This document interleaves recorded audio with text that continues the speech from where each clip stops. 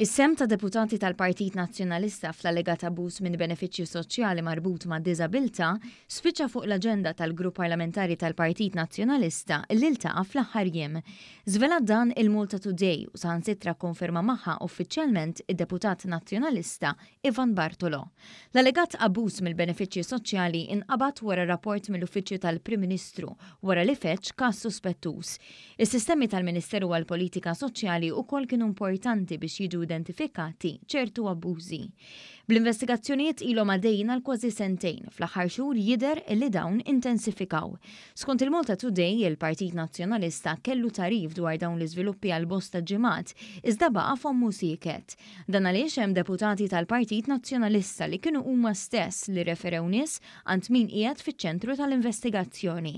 Jingħad li fil-waqt li referenza ma tfissirx li wieħed talab li ssir xi ħaġa illegali, is-Segretarju Ġenerali tal-Partit Nazzjonalista Michael Piccinino kellu informazzjoni li deputati tal-Partit Nazzjonalista setgħu kienu identifikati għall-investigazzjonijiet tal-Pulizija u kien għalhekk li l-Partit Nazzjonalista baqa' kawt.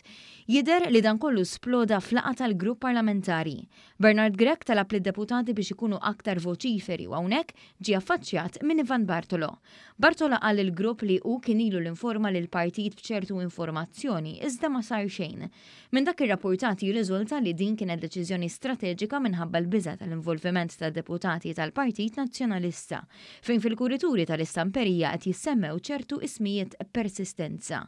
Jidher li ċertu deputati ikkonfrontaw lil Bernard Grech dwar għaliex baqa' siket u hu ddefenda ruħu billi qal li ma kellux provi fuq xiex jitkellem. Ftit tal-ġimgħat ilu kienet id-deputat Paula Mifsud Bonnici li meta mistoqsija mill-midja ma eskludietx l-involviment ta' deputati tal-Partit Nazzjonalista.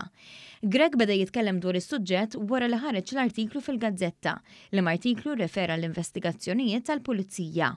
U wara dan kollu il-kap tal-Oppożizzjoni fetaħ attakk aħraġ fuq il-Prim Ministru u l-Partit Laburista, anke jekk kien l-Uffiċċju tal-Prim Ministru li rapporta l-ewwel każ ta' allegat abbuż u kif żviluppaw l-investigazzjonijiet ħamminnu fih ukoll id-deċiżjonijiet politiċi.